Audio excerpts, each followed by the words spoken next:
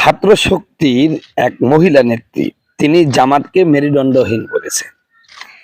এই জন্য ছাত্র শিবিরের এক নেতা কমেন্ট করেছেন, মনে হয় আপনি জামাত শিবিরের বিছানায় গেছিলেন, এই জন্য কনফিডেন্টের সাথে এই কথাগুলো বলছেন। ভাই, আপনার দলের একজন যে কেউ আপনার সমালোচনা করতে পারে, কিন্তু এইটা একটা কি কমেন্ট একটা নারীকে নিয়ে? মানে মূল কথা হলো, জামাতের যদি কেউ সামান্য বিরোধিতা করে তখনই দেখি এইরকম অশালীন মন্তব্যগুলো। আমাকে অনেক সময় ফোন করে এমন এমন অশালীন ভাষায় গালি দেয়, মা বোন তুলে। এই যে গালি দেওয়া, এগুলো কি জামাত শিবির বন্ধ করবে না?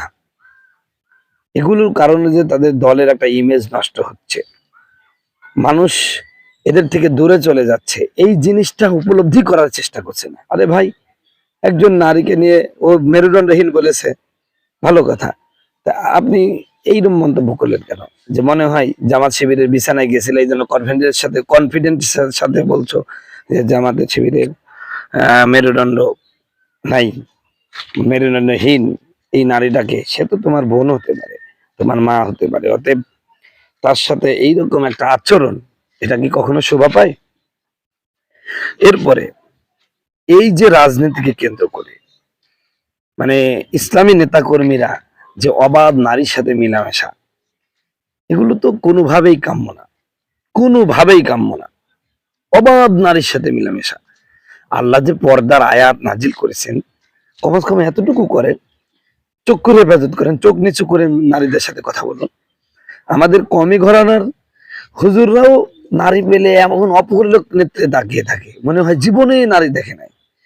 আবার জামাতের আমির মনে হয় যেন ওর সবসময় মনের মধ্যে এটাই থাকে যে কোনো মহিলা আমার সাথে দেখা করুক, নারীর সঙ্গটা মানে সবসময় তিনি চাচ্ছেন, এমন একটা মনোভাব। মানে নারী পেলেই তিনি যে একদম ইসলামী দলের নেতা আমির, এই কথাটাই ভুলে যাচ্ছে। অথচ আল্লাহ বলছেন, হে নবী আপনি বলুন মুমিন নারীদেরকে তারা যেন পুরুষদের থেকে তাদের দৃষ্টি অবনত রাখে। হে নবী আপনি বলুন মুমিন পুরুষদেরকে তারা যেন পর নারী থেকে দৃষ্টি অবনত রাখে। তো দৃষ্টিটা অবনত রাখতে কি হচ্ছে? জোলাই ধরতে হবে, কোলাকুলি করতে যেতে হবে, একদম তার চেহারার দিকে তাকাতে হবে, চোখের দিকে তাকাতে হবে।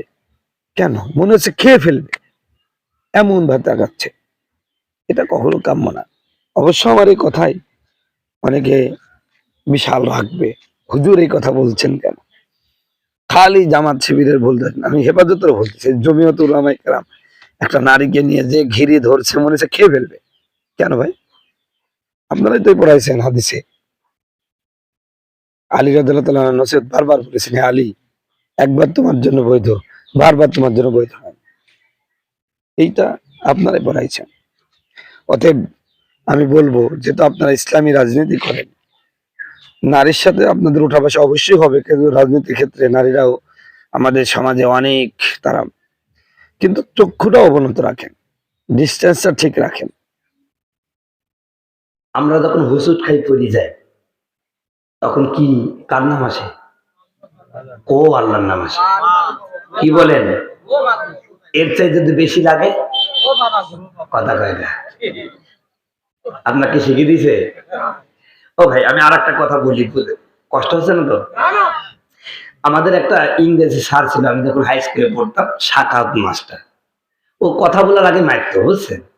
আমরা প্যাসেজ সেই মুখস্থ করে যেতাম, ওর কাছে গেলে 3 লাইন বলার পরে ফেলে যেতাম, কথা বলতে হতো, আবার মার খাইতাম। তো ভাই, যেই স্যার পড়া ধরলো তিনিও মানুষ না ভাই? আমি যে পড়া বলছি আমিও। আচ্ছা, এই স্যারকে দেখি স্যার মারবে এই ভয়ে মুখস্থ পড়া যদি ভুলে যায়, কবরে যে মাল দুটি আসবে না ভাই, ওদের চেহারা কেমন হবে জানে? ওদের এক পা থাকবে, ওই এক পা থাকবে আকাশে, আর এক পা থাকবে কোথায়? জমিনে।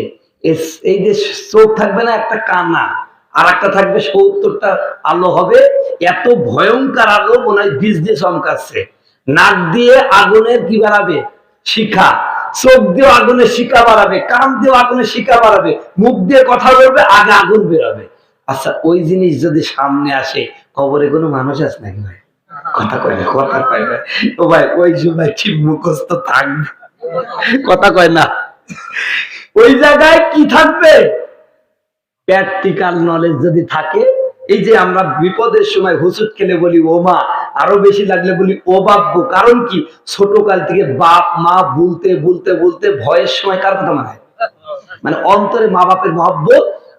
ঠিক তদ্রুপ ভাবে ভাই, কবরের প্রশ্নে যদি আপনি বাঁচতে চান, তা আল্লাহ আল্লাহ আল্লাহ, আল্লাহকে ইবাদত করে, আল্লাহর নামে জিকির করে, আল্লাহকে স্মরণ করে এমন মহব্বত অন্তরে ঢুকাতে হবে যে ভয় হতো না আল্লাহর নাম বাড়াইতে। আর তুমি পড়ে গেলে যেখানে বাপের নাম বাড়ায় আল্লাহ বাদ দি, আর তুমি জবাব দিবা কবরে। অতএব ওখানে মুখস্থ বিদ্যা টিকবে, ওখানে থিওরিক্যাল, আপনি প্র্যাকটিক্যাল নলেজ নিয়ে যান। যত প্র্যাকটিস করবেন তত কবরের প্রশ্নের জবাব সহজ হবে। জোরে বলেন সুবহানাল্লাহ। রাসূল বলছেন কবরে যে আযাব দেওয়া হয়, যদি পৃথিবী যাতে জানতো, কেউ দুনিয়ায় বাস করতে পারত না। ভাইরা আমার, সেখানে গেলে তখনকার আর কোন আমল থাকবে না। এই দুনিয়াতে আপনাকে ভালো কাজ করে যেতে হবে। কথা বলুন ঠিক কিনা? আর একটা কথা বলে আমি শেষ। কত বাজে এখন? কত বাজে দেখুন, 10টা বাজে গেছে। সাড়ে 10টা পর্যন্ত টাইম দিয়েছে, কষ্ট হবে নাকি? সম্মানিত বন্ধুগণ, আমার ভাইরা আমার, কথায় কথা মনে পড়ে গেল আর একটা ঘটনা টুক করে ভুলিয়ে দিই। আর আমার বন্ধুগণ, আমার ভাইরা, এই রাবিয়া বসরির নাম শুনছেন? এই রাবিয়া বসরির পীরের নাম কি বলেন তো? হাসান বসরি রহমতুল্লাহ। হাসান বসরি রহমতুল্লাহ একটা কেরামত আছে। একদিন হাসান বসরি কোথাও যাচ্ছিলেন, একজন অগ্নি পূজক আগুনের পূজা করে। কি আমার ভাইয়ের, আমাদের এই এলাকা আগুন পূজক নাই। পারস্য যে আছে না, স্পেন, ইতালি, রোম, এই সব দেশে কিছু আগুন পূজা পাওয়া যায়। ওরা আগুনকে জ্বালাইয়া সেটাতে ভক্তি করে। এক লোক হযরতে হাসান বসরি তার দল পল মুরিদ নিয়ে কোথাও যাচ্ছিলেন, একটা লোক আগুনকে এরকম করে পূজা করছে। লোকটার নাম সাবুন। হাসান বসরি বলছেন, ভাই সাবুন, আগুন কি তোমার প্রতি খুশি হলো? কতদিন তো ইবাদত করতেছো? কয় হুজুর, আগুনের ধর্মই তো পুরানো, ও কি আর ছাড়ে ভাই? তো বলছে ইবাদত করছো কয় বছর? কয় হুজুর প্রায় 82 বছর। কত বছর? 82 বছর ইবাদত করলে এখনো তোমার আগুন তোমার পুরায়। আগুন প্রভুর কেন ইবাদত করো? ওটা বাদ দিতে পারো না? তখন বলছে হুজুর কি করব, জীবন তো শেষই হয়ে গেল। হযরত হাসান বসরি বলেন, এ সাবুন, 82 বছর তুমি যে আগুনের পূজা করলা, ওই আগুন এখনো তোমারে পোড়াতে চাই, তাহলে তুমি কেমনে ভাবো কিয়ামতের ময়দানে আল্লাহর জাহান্নাম থেকে তোমারে বাঁচাবে? এ সাবুন, সময় আছে, সময় আছে। তুমি যদি আমার কাছে আসো, তোমাকে এমন একটা রবের সাথে সম্পর্ক করে দেব, ওই রবের সাথে যদি সম্পর্ক তৈরি করতে পারো, আল্লাহ রাব্বুল আলামিন আগুন থেকে তোমারে বাঁচায় দিবে। হযরত হাসান বসরি রাহমাতুল্লাহ আলাইহির কথাটা তার অন্তরে প্রভাব বিস্তার করলো। মুরব্বি মানুষ, আমার ভাইয়া লাঠিতে বর দিয়ে এসে বললেন, ও হাসান বসরি, আমারও মন চাই আগুনের পূজা করব না, এত বছর পরও সে আমারে পোড়াতে চাই, আমি আর পূজা করব না। তবে হাসান বসরি শোনো গো, শোনো, তুমি একটা কাগজে যদি দলিল করে দিতে পারো, আমি এই মুহূর্তে যদি কালিমা পড়ে মুসলমান হয়ে যায়, আর যদি মৃত্যু হয়ে যায়, কবরের প্রশ্ন যদি আমার না হয়, আমি তোমার হাতে কালিমা পড়ে মুসলমান হয়ে যাব। হাসান বসরি বিপদে পড়ে গেলেন। কি চাইছে? আর কাগজে লিখে দিতে হবে আমি আল্লাহর কি জান্নাতে। হযরত হাসান বসরি একটু চোখটা বুঝলেন, কাশফ করলেন, আল্লাহ ইলহাম করে দিলেন, দে না দলিলটা। বলেন জোরে সুবহানাল্লাহ।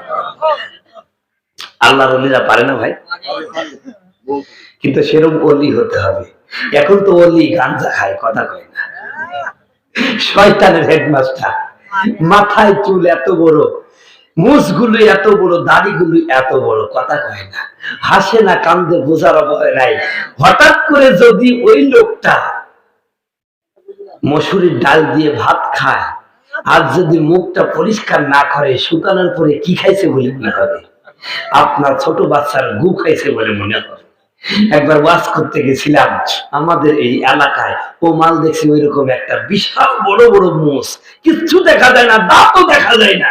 ওইখানে একজন পরিচয় বন্ধু আছে, বললাম দোস্ত রে, এই লোকটার তো মুখ দেখা যায় না, খাই কেমনে? কয় দোস্ত আর দুই বউ আছে। আমি বললাম বউ তো জানতে চাই না, লোকটা খাই কেমনে? কয় এক বউ উঁচু করে ধরে আর একটা ঢোকায়।